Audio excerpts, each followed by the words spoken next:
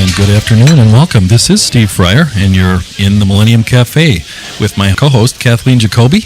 I'm Steve Fryer, and in the cafe today we have author Tom Kenyon. He's the author of the Hathors material, and the subtitle of the book is Messages from an Ascended Civilization. Welcome, Tom Kenyon. Thank you. Glad to have you here today. I recently got your book. I'd never had a chance to read it, so I've been looking at it over the last couple of weeks, and it is really a fascinating book, and I'm not just saying that because we're having you as a guest, but it is really interesting material, and I know Kathleen has known a little bit about you before you wrote the Hathors material, and why don't you say what you know about Tom? Tom, what I've enjoyed was just that I had gone to your website.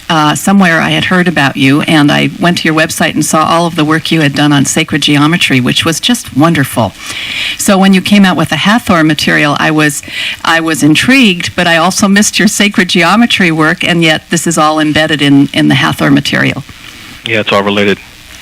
Well, I guess by way of background, we should try to find out a little bit more about you. For the people that don't know who you are or what you're about, why don't you give us a little bit of a bio, Tom? Well, my background is in psychotherapy, and I worked in a clinical private practice for many, many years. And in 1983, I formed a company called Acoustic Brain Research because I was using sound in my therapy practice, and I recognized that it was very powerful, and also felt that our culture wouldn't be able to accept it unless it started to be explained in scientific terms. So I enrolled the help of researchers in university and private settings to begin to explore what exactly was going on in the brain in relationship to sound and music, and especially sacred sound. And it just took off a life of its own, and I started developing different programs based on the use of sound and then sacred geometry. And then, quite unexpected, these interdimensional beings popped in uninvited and introduced themselves to me several years ago. And it was a major shift in my reality, my paradigm, because at the time I really struggled with them, accepting this as a reality. And these beings were called the Hathors? Mm-hmm. Yes. And how did they come to you? I had moved to Washington State, and I was our furniture was en route, and there was nothing for me to do, really, so I just meditated every day and played with my family. And one morning, I had this electric charge at the top of my head and heard this voice feeling say, now's the time to go inside and meditate. And I went into our meditation room, and the first one of them appeared to me clairvoyantly and said, you're now ready to begin the journey of why we brought you out here. And they began to teach me the use of sacred geometry in the brain. That was their first, interaction with me. What year was that, Tom? That was like 6 years ago, so 1993, 1992, somewhere around there. And you were in Washington State on an island somewhere? Well, at the time we were living on the peninsula, but we did eventually move to an island, Orcas Island, in that area. I'm curious, you mentioned that you got into sound in your psychotherapy work. Mm-hmm. What opened the door to that? Well, I would do everything backwards, I think. And I was actually a musician in college and played in lounges and in rock bands and folk music. And then I put that aside when I went into psychotherapy, but I started writing music specifically for certain clients to assist them in their work, and it became apparent very fast that this was a very powerful combination. Mm-hmm. Well, we were very interested in some of the things in the book, and I think probably it's a good idea to explain to the audience exactly who the Hathors are and what they're doing with you. Well, I can sort of talk about this calmly now, but but it sounds like science fiction. And as I said, when they first came to me, I was very logical in my approach, very scientific. I'd actually formed a research science group years previous to that, 10 years before that. So I was pretty much entrenched in the logical way of thinking, and they turned that upside down. But basically, they are interdimensional beings, meaning that in the Western view, we see. If it's physical, it's real, but if it's not physical, it's not real. That's right. Sort of how we look at things in our culture, but other cultures look at it very differently, and there's intelligences and consciousnesses in our universe that do not have bodies like we have bodies. And some of them are beneficial and some of them are not beneficial.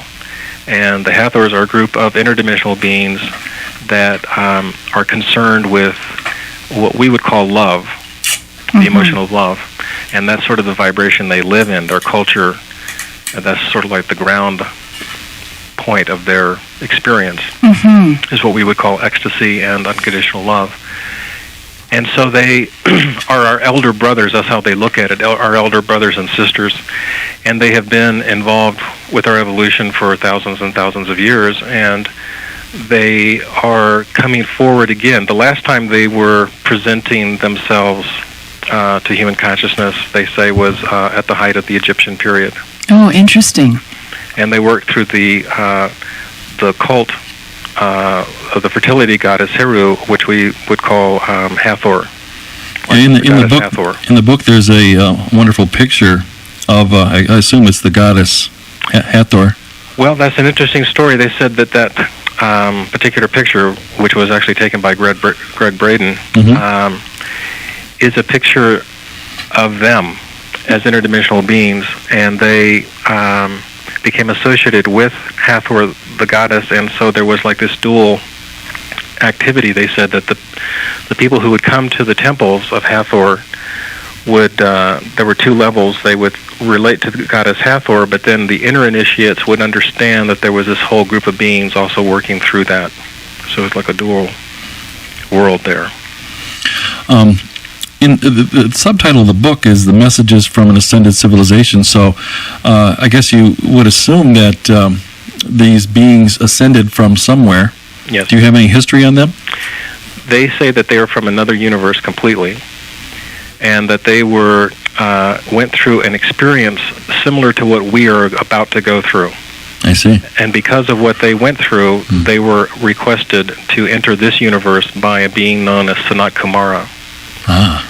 And entered this universe through a portal that we call Sirius, and then fourth dimensionally actually created their civilization on Venus. And interesting, the Venusians are associated with love, and these beings are pure love. Interesting. And when you say Sirius, you're talking about Syrius, right? As opposed to Sirius. Right. Sirius. Yes, right. No, they're serious with laughter. Yes, Sirius with laughter. And so that's how they came in. So it sounds like from the book that they're actually here to assist us in making it through this transition that we're about to go through. Yes, we're actually in it. And there are many beings here. They're not the only ones here to assist in this. Oh. Do you get into that in the book? No, because they have a very specific agenda. As far as techniques they wanted to give people to help them stabilize their energy and move through, I guess you might say, the birth period more gracefully. Tom, may I ask you a question here? Are all these different groups converging on Earth right now? Were they all groups that were very much instigating our development in the beginning? Were they all part of the seeding of Earth? No, I don't think so. In my experience, I think a lot of them are. The Hathors definitely are not, because they just they became involved with us much later in our evolution.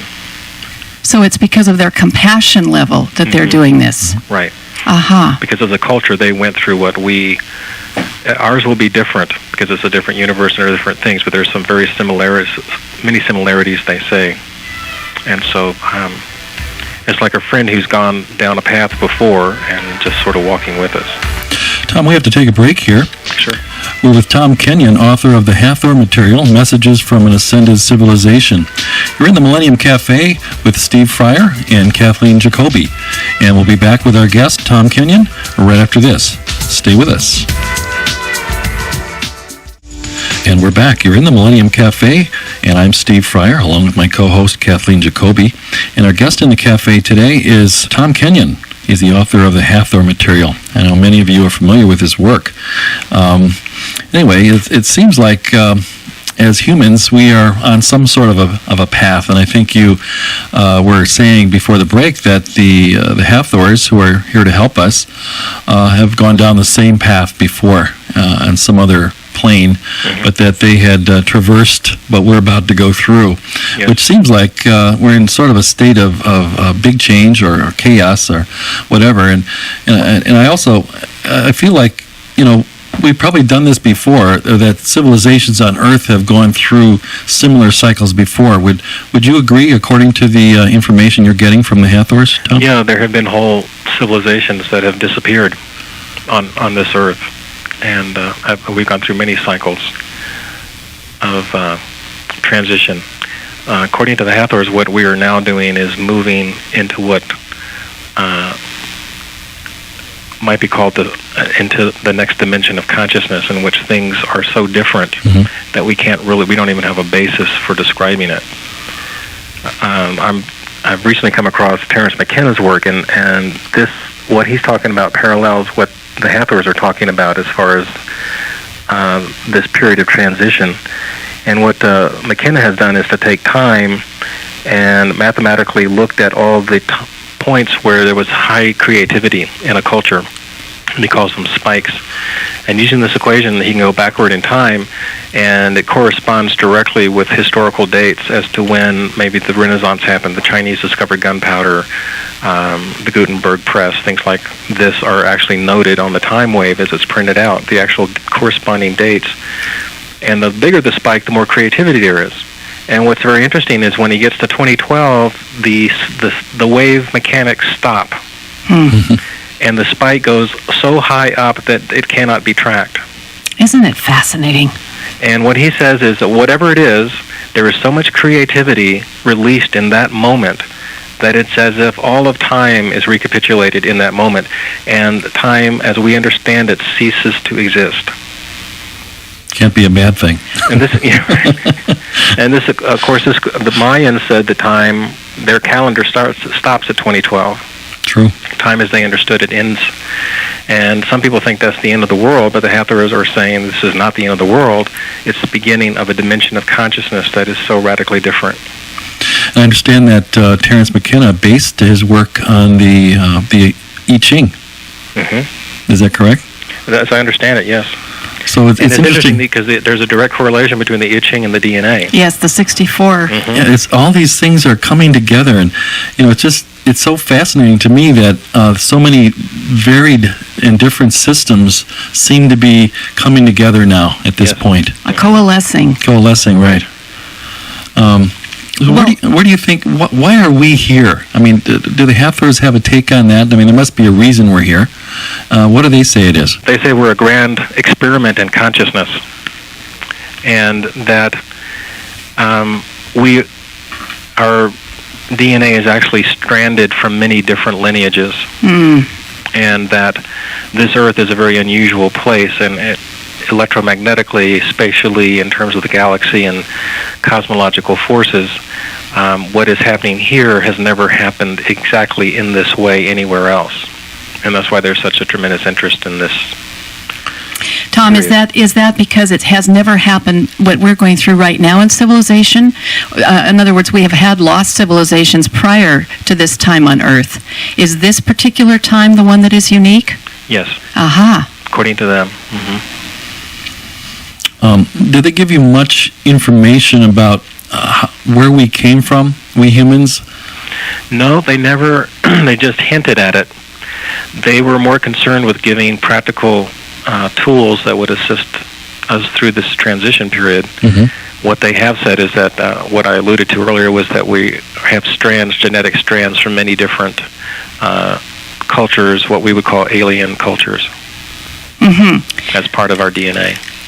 And would it look as though we are seeded from different places? And all right. That's one way of viewing it, yes. All right, so we're seeded from different places, and would that also bring into context the difference in heritages or racial difference? Does that have something to do with that as well? Yes, it does. All right. So those seemingly separate or separating factors may have in the beginning been warring factions, or in other words, when we came to the New World, Europe came to the Americas, and there were the Dutch, and there were the French, and the English, and the Spaniards, and all of them came here. So would it be something like that on a grander scale of all these different civilizations coming to Earth and using this as an experimental ground? Yes. It could be. They never commented on that directly, other than to say that there were other alien cultures that came to Earth and were part of the beginning of our genetic line. And so now they're all here watching as something is going to take place. Yes. And that's the big question. What is that something? Mm-hmm. Do you have an answer? Well, they have said that what is about to happen is so unusual that not even the creator gods know what will happen. Wow. What they say is that we will make a transition into a higher state of consciousness that they as a culture made. It will be similar to what they went through. So that would be a good thing. I believe so, yes. So they have given you tools for how to prepare us? How to prepare consciousness to be more receptive to your own inner connection. Mm-hmm. Because ultimately, as things get more chaotic, and that's what happens as a system moves to a higher state of order, you have to move through a period of chaos. Mm-hmm. And we're in that chaotic period. And it's like we have to find new ways of getting information and finding ways to develop our own intuitive knowing and trusting it. Now, I'm really curious about the Hathors' take on technology. Do you think our technology is a hindrance, or is it helpful to us at this time? It's both. Both and, eh? Yeah. In this realm of duality. Mm-hmm. Now, is toning a part of this? We noted that toning and sound is very much a part of their methodology for working, because sound or vibration physics would say is the underlying reality of everything. Everything is just vibration. Could you levels of vibration. I think you need to explain what toning is to our audience. Well, toning is using your voice to move energy, making a sound, and the sound can be used to create physical, emotional healing, open up, alter states of awareness. It's one of the most ancient methods for altering awareness that was developed on this planet. Indigenous cultures used it extensively, drumming and toning. And the Hathors, in their communications, very often use sound. They're masters of sound. Now, this is a self-generated sound, is it not? Yes. Mm-hmm. This has nothing to do with technology. There's no technology, external technology. Yeah. It's pure consciousness and using your voice to create. And in this paradigm that we're talking about, the Hathors would say that this is analogous to the god Brahman, who uttered the sound Om and created the world. Brahma creates manifestation, and the chakra that holds Brahma in the yogic system is the throat chakra. So we create realities through the words we speak, but also when we use pure sound and add intention, we can affect reality very strongly. And this will get much more clearer and much more direct as we move towards this period of 2012. What kind of an example could you give us? A real brief one. Well, I work with toning a lot, and there was a woman who had a cyst, and intrauterine cyst, and when we were working with this, I was using sound to move that energy, and she felt the energy move in her womb, and then subsequent medical tests showed that it had dissolved. We've got to take a break here, Tom. Thanks for that. You're in the Millennium Cafe along with Steve Fryer and my co-host Kathleen Jacoby. Our guest today is Tom Kenyon, author of the Hathor material. Stay with us.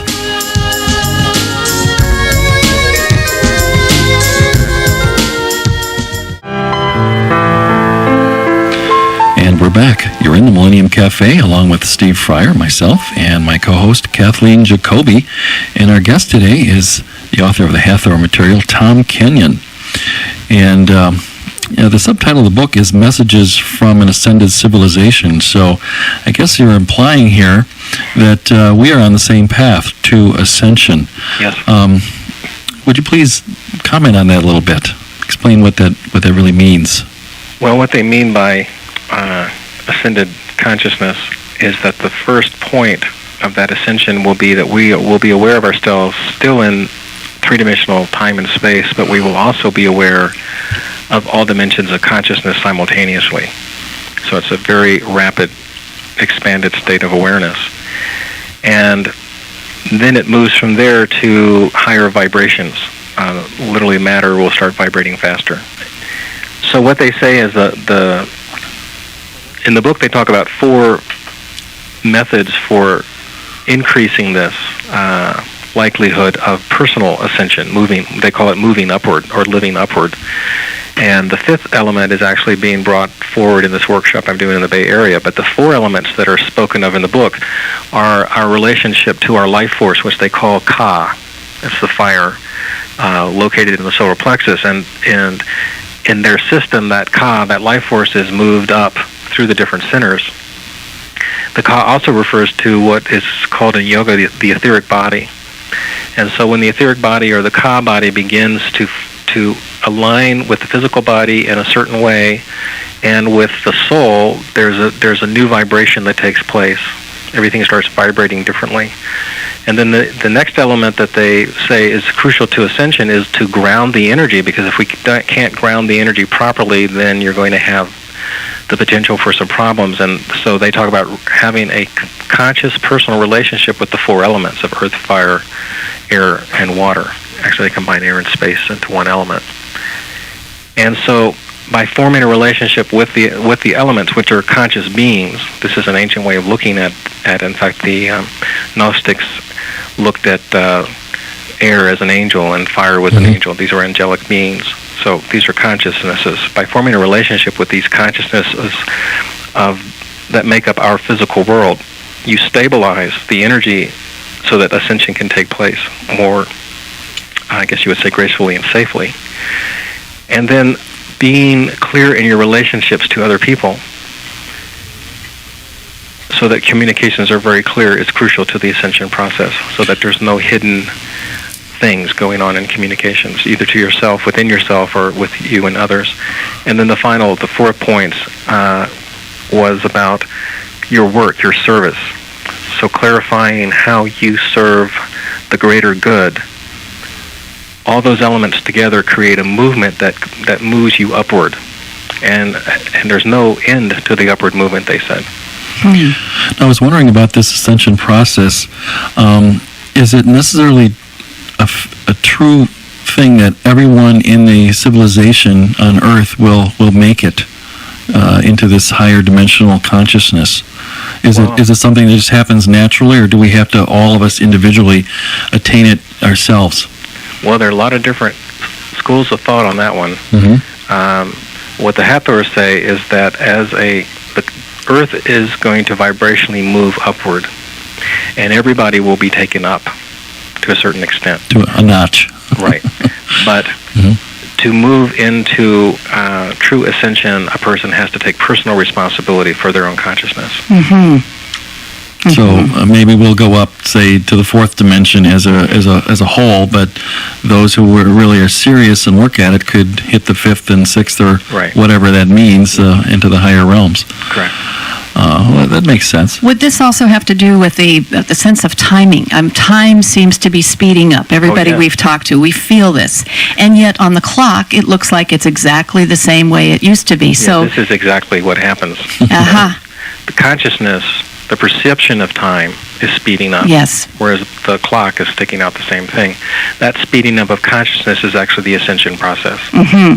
So we'll have some people who are not feeling the time speeding as much as others? Well, that's true. Some people will, but everybody's going to, I think, feel like things are speeding up no matter who they are or where they are eventually, because as this timeline approaches 2012, you have instantaneous time. Yes. That's the only way the spike can go up like that.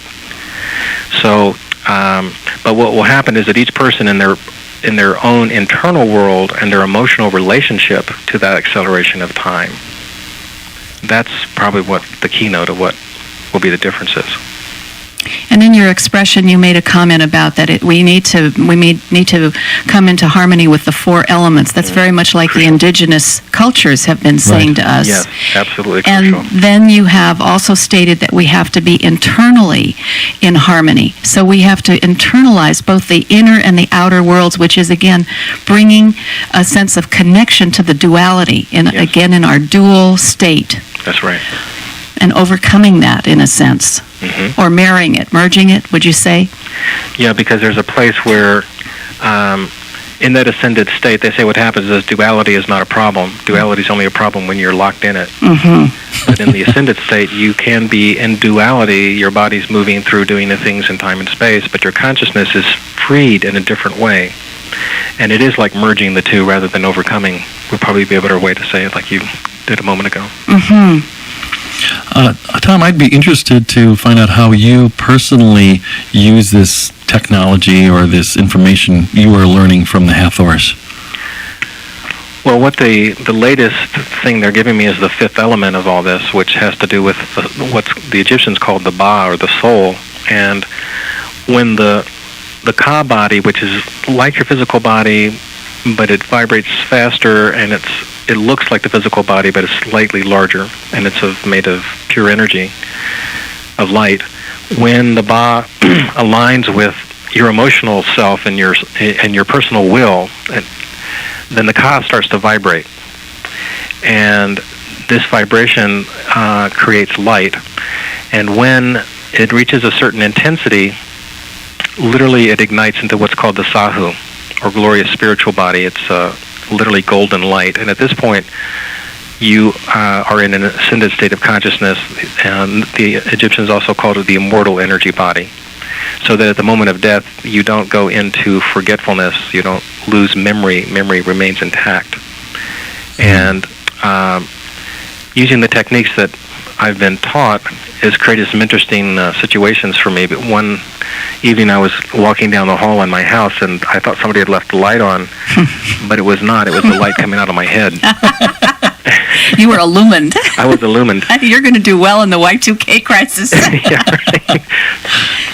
So that relationship, the first four that I talked about that they spoke about in the book are the fundamentals that need to be in place, because if we are not grounded into the four elements in the way, as you mentioned earlier, the indigenous view things, then we really cannot move upward. We're just tail spinning. It seems as though civilizations on Earth prior to ours have been close to this, would you say? Yes. The Egyptians? Yes. Perhaps that's why we have such a fascination with the Egyptians and their culture. And evidently, in the book anyway, you talk about the goddess Hathor with a T, and she was well revered by the early Egyptians. Yes. Was she not? Yes. That's a whole interesting thing in itself. Hathor was a sky goddess originally, and she and Horus, the sky god, were the two primary deities, and this was in the matriarchal period of Egypt. And then when the pharaohs came in and it switched to patriarchy, and what happened was that Hathor became no longer the sky goddess, but the fertility goddess. And the pantheon becomes much more complex, so that Hathor became associated with earth rather than the sky. But they said that the original conception of Hathor as a sky goddess was accurate because the Hathors are interdimensional beings that came from space. So these are beings that these early humans actually were able to see and interact with? Yes, they said that in the early period of Egypt, prior to its corruption, people could actually see them and interact with them. And it's interesting, in some of the temples, there are granary doors to the temples that are like 12 feet tall, 14 feet tall. We have to take a break here, Tom. We're with Tom Kenyon, author of the Hathor material. I'm Steve Fryer, and you're in the Millennium Cafe. We'll be right back. Stay with us. We are back. You're in the Millennium Cafe with our guest, Tom Kenyon, author of the Hathor material, Messages from an Ascended Civilization. Before the break, we were just starting to get into a little bit about the really tall, 14-foot, were they gods in ancient Egypt? Yeah, the granary doors were 12 to 14 feet tall, and archaeologists say that these were for wagons to bring grains in. And what the Hathors had said was, well, they used it, but they really built it for them, because they wouldn't hit their head when they would come in. So And like of course, tall they were basketball interdimensional players. there. They were still did not have physical embodiments, but people saw them so clearly, and they would converse with them, and artists would do their carvings. And in fact, the picture on the front of the book is a carving, supposedly, of one of the Hathors that's set for them. It's a beautiful picture, too. And as Egypt moved from matriarchy into patriarchy, and these subtle perceptions started to decrease, eventually only the initiates were enabled to be in touch with these beings. Well, that's part of the early history of the Earth, and I was wondering, we were talking a little bit earlier about the where we're going in all of this.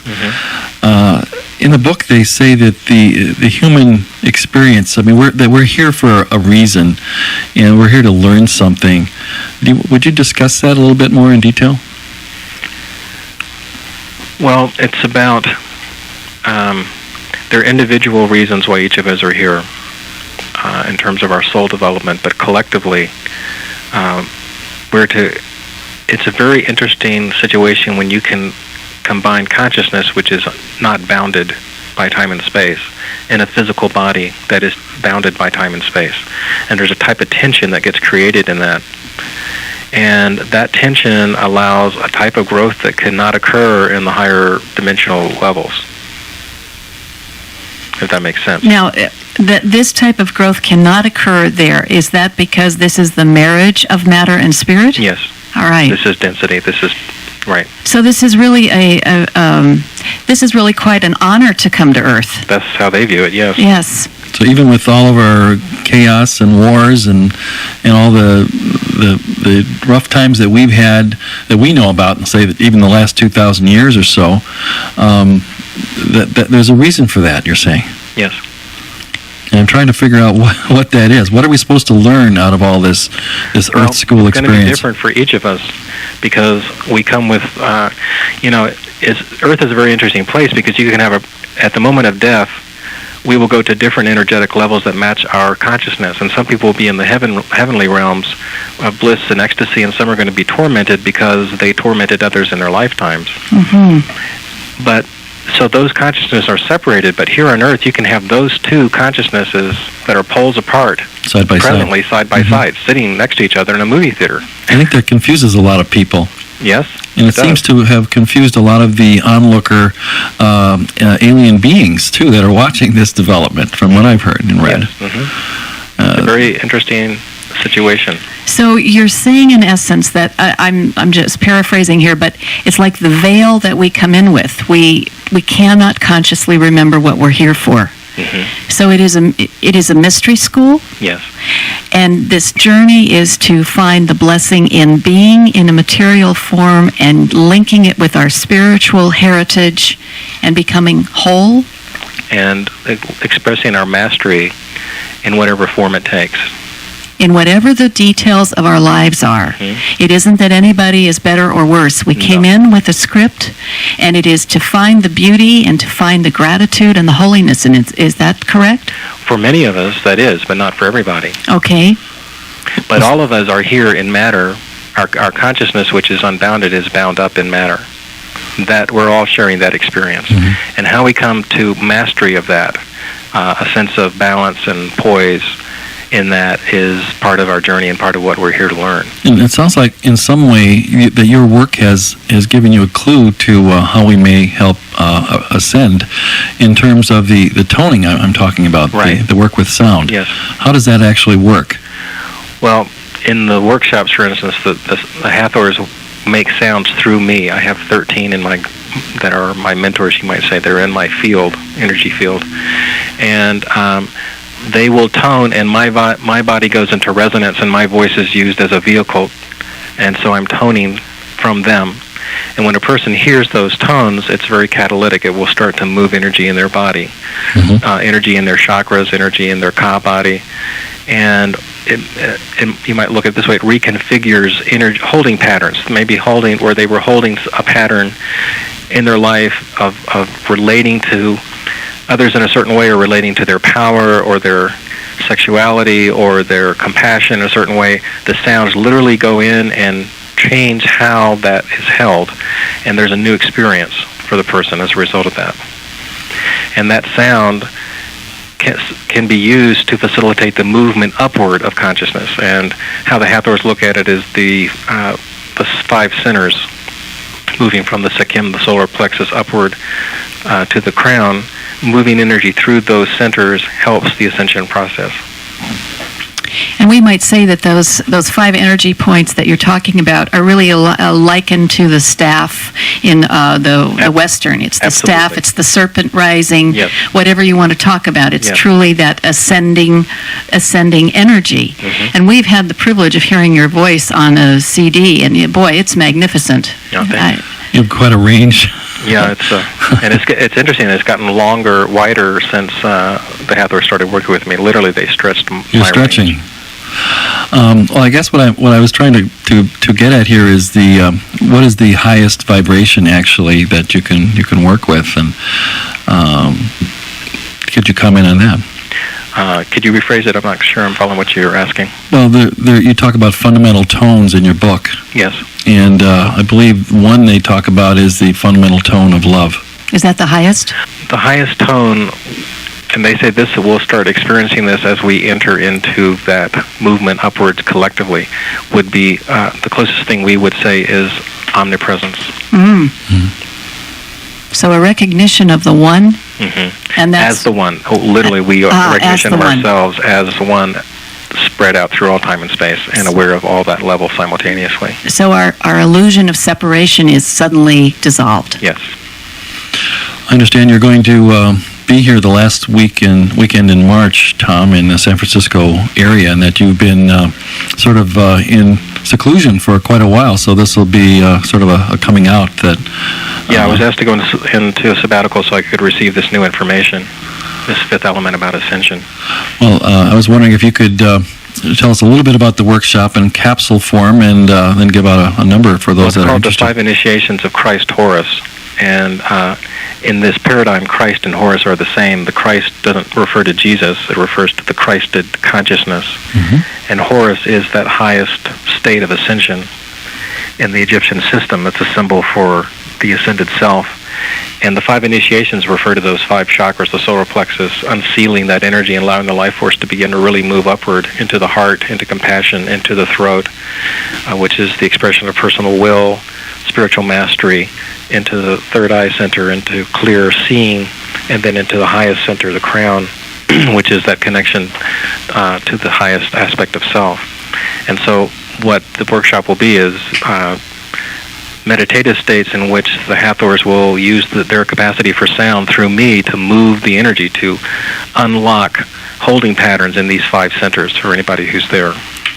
It sounds like it'll be a really powerful and wonderful experience. All right, well, we really appreciate having had you in the Millennium Cafe today. Thanks, I enjoyed speaking with you. Sounds like it'll be a really powerful experience for anyone I'm who looking wants forward to do to it. it. Thanks, So, Tom. All right, Thank take you. care.